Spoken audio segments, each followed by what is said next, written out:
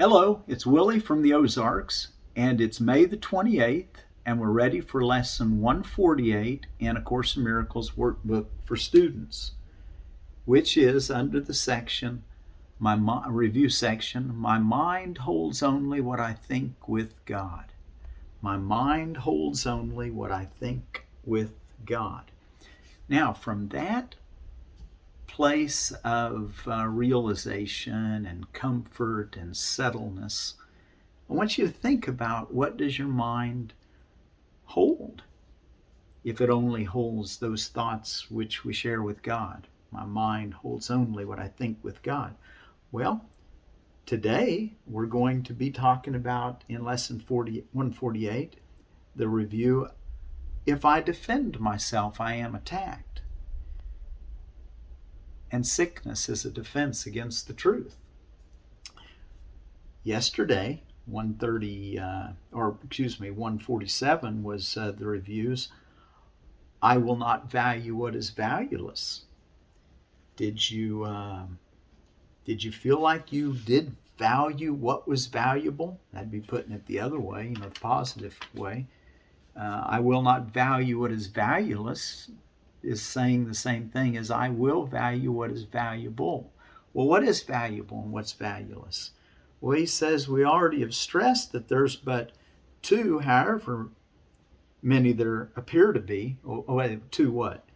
Two decisions, a choice to make. There's only, he said, the choosing you can do, indeed you must. But it is wise to learn the laws you set in motion when you choose, and what alternatives you choose between. So what are the alternatives? Well, it's just one choice. What is that choice? Well, these days I think of it as a choice between innocence and guilt. That's where I can use it the most. You could say it between happiness and discouragement. Whichever words work best for you is how you should use it.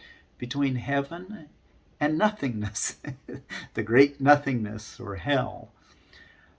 So the difference, the opposite of heaven, which there is no opposite, because the opposite of heaven is nothingness. Okay? And are you valuing what is real?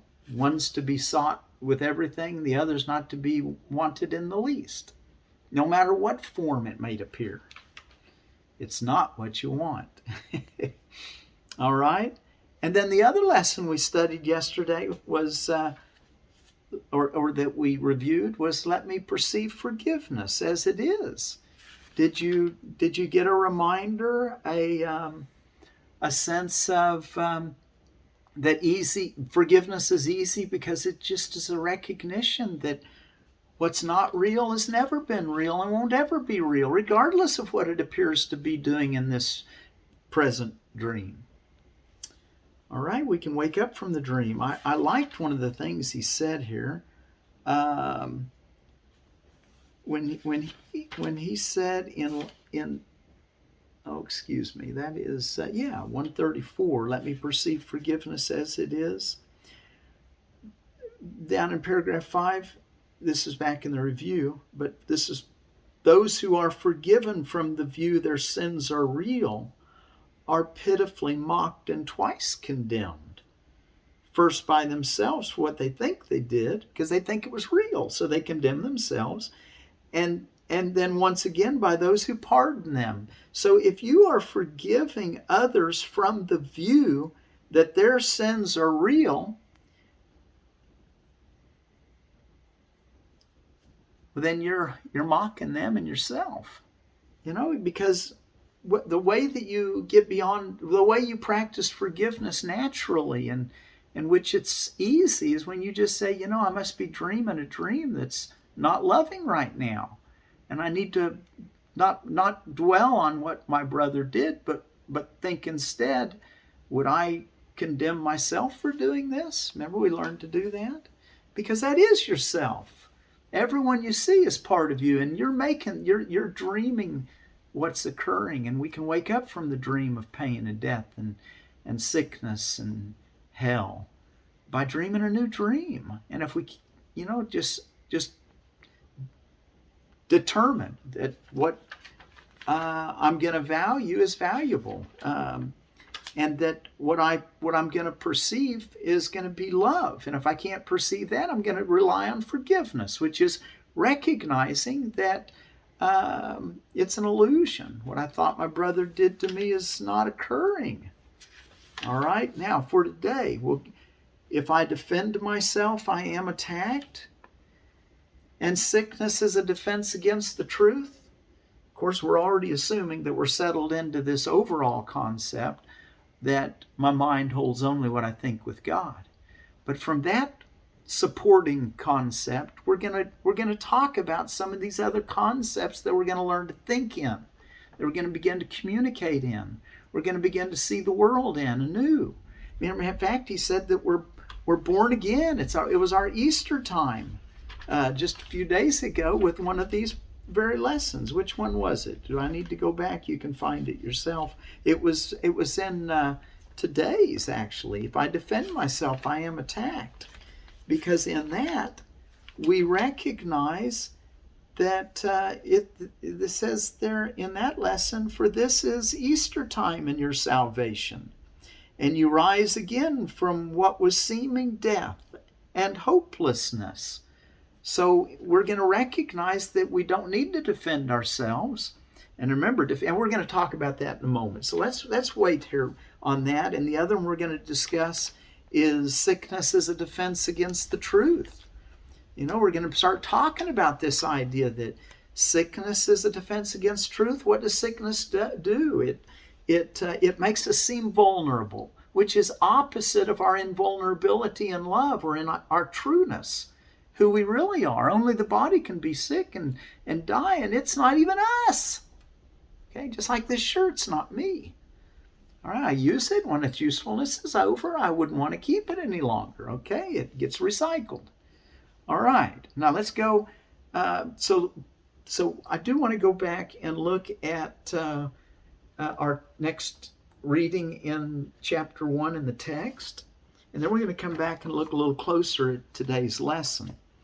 But we're ready for number 37. Miracles are examples of right thinking. Reality contact at all levels becomes strong and accurate, thus permitting correct. Oh, you know what? We're not 37. That's where we're reading to. Scratch. 34. I'm sorry. We're going to read 2:37 and stop there. 34. Miracles restore the soul to its fullness. By atoning for lack, they establish perfect protection.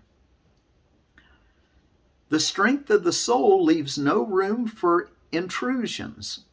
The forgiven are filled with the soul, and they forgive in return. It is the duty of the released to release their brothers. Okay, there's where active doers comes in. We're supposed to listen, learn, and do. We're supposed to release our brothers. We've got to start having compassion and help free their minds from the prisons they think they're in. And we do that by not increasing fear in them. We don't just tell them they're wrong. That'd be seeing guilt. That'd be doing the same thing we're trying to get them to free from. We see them as wrong. They're not wrong. They just are sleeping. We need to wake them up, just like we want to wake up.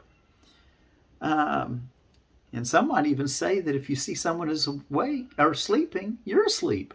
Because how could you see anyone as asleep unless you're sleeping? So we're all dreaming together. Let's dream a happy dream of forgiveness and love and appreciation. And that's what we want. That's heaven. Or the real world. The forgiven are the means of atonement. Those released by Christ must join in releasing their brothers, for this is the plan of the atonement. Miracles are the way in which minds which serve the Spirit unite with Christ for the salvation or release of all God's creations. Isn't that wonderful? 35, Miracle Principle 35. Miracles are expressions of love, but it does not follow that they will always be effective. I am the only one who can perform miracles indiscriminately because I am the atonement. You have a role in the atonement, which I will dictate to you. Ask me which miracles you should perform. This spares you exhaustion because you will act under direct communication. Isn't it so much easier just to follow Christ, follow the leadings of the Holy Spirit, rather than trying to figure out what miracles you need to perform, even if you are able to perform them? Which you are. Paragraph 36. Or not paragraph, but miracle principle 36. Christ-controlled miracles are part of the atonement, but Christ's guidance is personal and leads to personal salvation. Let's read that one more time. Christ-controlled miracles are part of the atonement, but Christ's guidance is personal and leads to personal salvation. The impersonal nature of miracles is an essential ingredient because this enables me to control their distribution. Christ's guidance leads to the highly personal experience of revelation. This is why it involves personal choice. A guide does not control, but he does direct, leaving the following up to you. Lead us not into temptation means guide us out of our own errors. Lead us out of our own errors is what lead us not into temptation means. Think of that next time you pray the Lord's Prayer. Say, lead us not into temptation, guide us out of our own errors. Take up thy cross and follow me, which is one of Jesus's reminders 2,000 years ago of following him. Recognize your errors and choose to abandon them by following my guidance. Okay, so we're going to learn of his yoke and put it on and follow him. Let him guide us. Remember that error cannot really threaten truth, which can always withstand it. Only the error is really vulnerable. I love that. You are free to establish your kingdom where you see fit, but the right choice is inevitable if you remember this. The soul is in a state of grace forever. Man's reality is only his soul. Therefore, man is in a state of grace forever. Nice reasoning. Atonement undoes all errors in this respect and thus uproots the real source of fear. Whenever God's reassurances are experienced as threat, it is always because you are defending misplaced and misdirected loyalty. That is what projection always involves. Error is lack of love. Oh, isn't that something? Error is lack of love. What was the other word? Sin is lack of love. But sin had a different connotation that didn't imply lack of love and gentle correction. It had threat concepts implied with it. Well, error is lack of love. When man projects this onto others, he does imprison them, but only to the extent that he reinforces errors they have already made. Wow. This makes them vulnerable to the distortions of others, since their own perceptions of themselves is distorted. Okay, so if you're already got a distorted perception, you're vulnerable now to the distortions of others, and you have to start defending yourself from the ego standpoint. But this is what we want to wake up from. Truth's coming to wake us up, and we want to give it invitation and welcome. The miracle worker can only bless, and this undoes their distortion and frees them from prison. Okay, we'll start up with lesson 37 next time. And before we get into our lesson, if I defend myself, I am attacked. And sickness is a defense against the truth. All under my mind holds only what I think with God. Before we actually look at that a little more, I want to show you something I brought in out of the garden. I showed you these when they were little babies. But, they grow up fast. You get lots of greens now. This is cilantro. Smells good, looks good. I just brought a little in for supper, and I thought, well, I'll just show this to y'all. Anyway, cilantro. Yesterday I mentioned a couple things that I mentioned. I mentioned about lamb's quarter. I didn't mention about how it's a weed around here. Know your lamb's quarter, because it'll grow without you even helping it. Matter of fact, you'll be weeded it, more of it than you can eat, most places. So learn what lamb's quarter looks like, and you can go back and listen to yesterday's, and you can see it in the picture again. But be sure, and I usually always, when I make a salad, or which I did make a salad and steamed some of the lamb's quarter yesterday, I a lot of times will whatever I harvest in the garden that day, I'll wash it off good, chop it all up. Part of it goes in for steaming, and part of it goes in for salads. But I generally take the same foods that are going to be salads, and I steam them, and vice versa. That way I'm getting a little bit of the raw and the cooked at the same meal, and I just like doing that. One of these days I'll learn whether or not that's actually incredibly helpful, but for the human body. But at this point I do it because I think it's helpful to me anyway.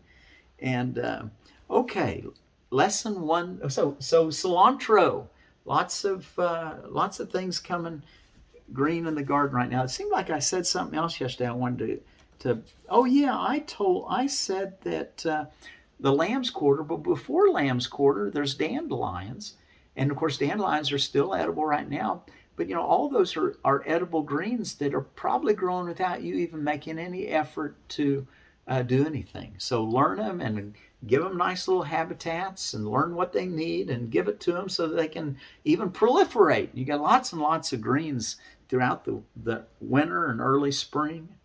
There's other ones. We talked about poke, and anyway, there's others.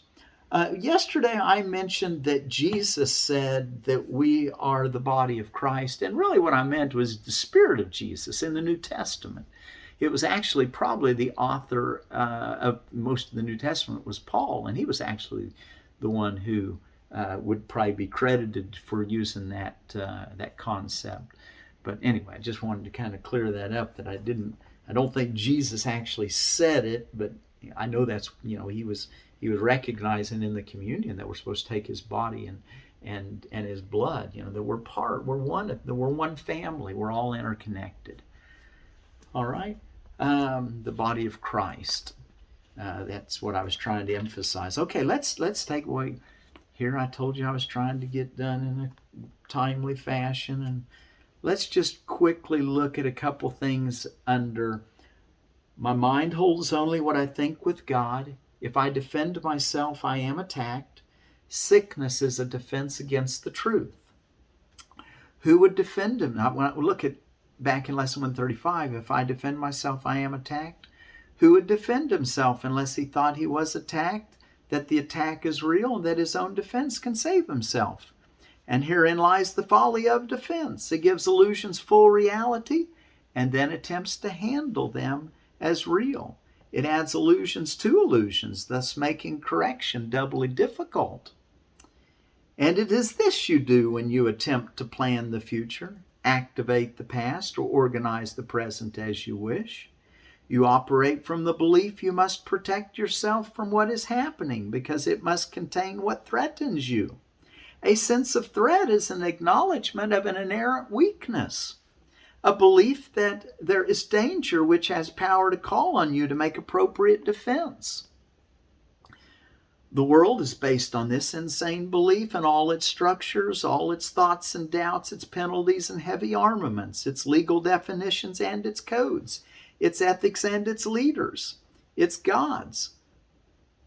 All serve but to preserve its sense of threat, for no one walks the world in armature but must have terror striking at his heart. Defense is frightening, it stems from fear. Okay, the body is in need of no defense. This cannot be too often emphasized. It will be strong and healthy if the mind does not abuse it by assigning it to roles it cannot fill, to purposes beyond its scope, and to exalted aims which it cannot accomplish. Defend the body and you've attacked your mind. That was the key idea we want to keep in mind. that we don't want to attack the mind. We want to free the mind from its prison of thinking it is the body. There is a thought, these are the thoughts in need of healing. And the body will respond with health when they have been corrected and replaced with truth. So recognizing that you're not the body. Let's see, here's planning is not often recognized as a defense.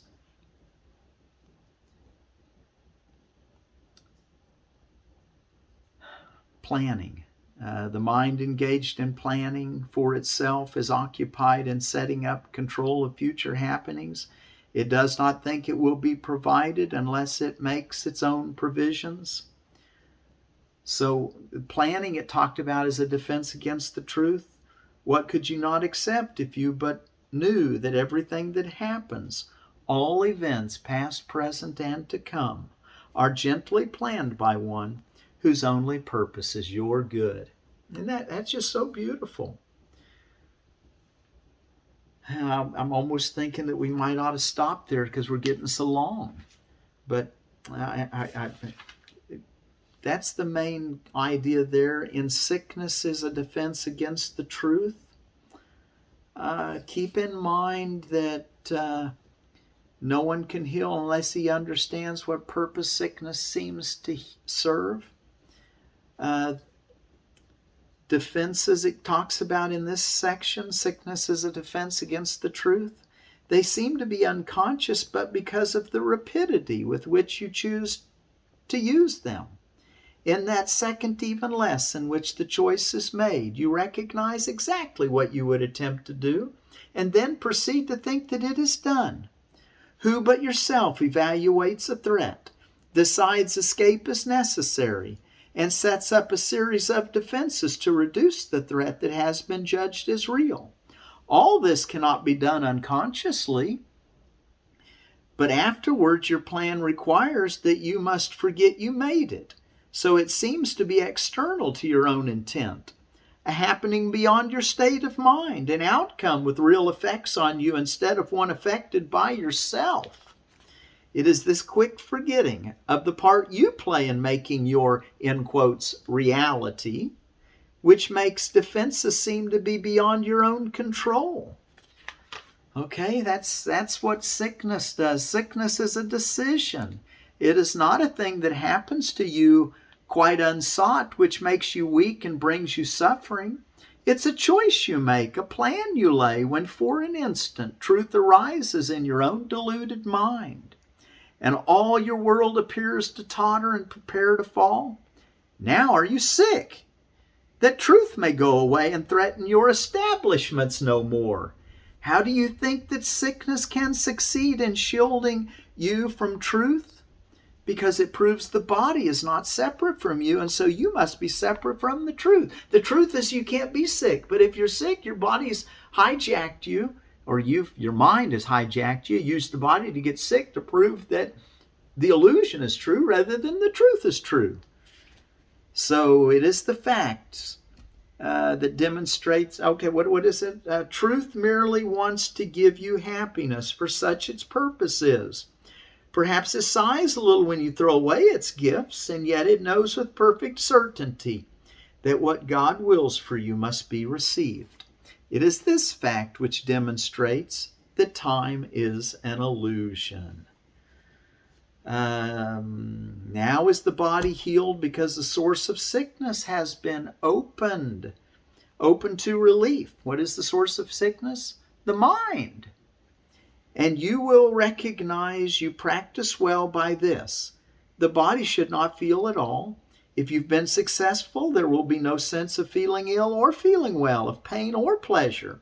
No response at all is in the mind to what the body does. Its usefulness remains, and nothing more.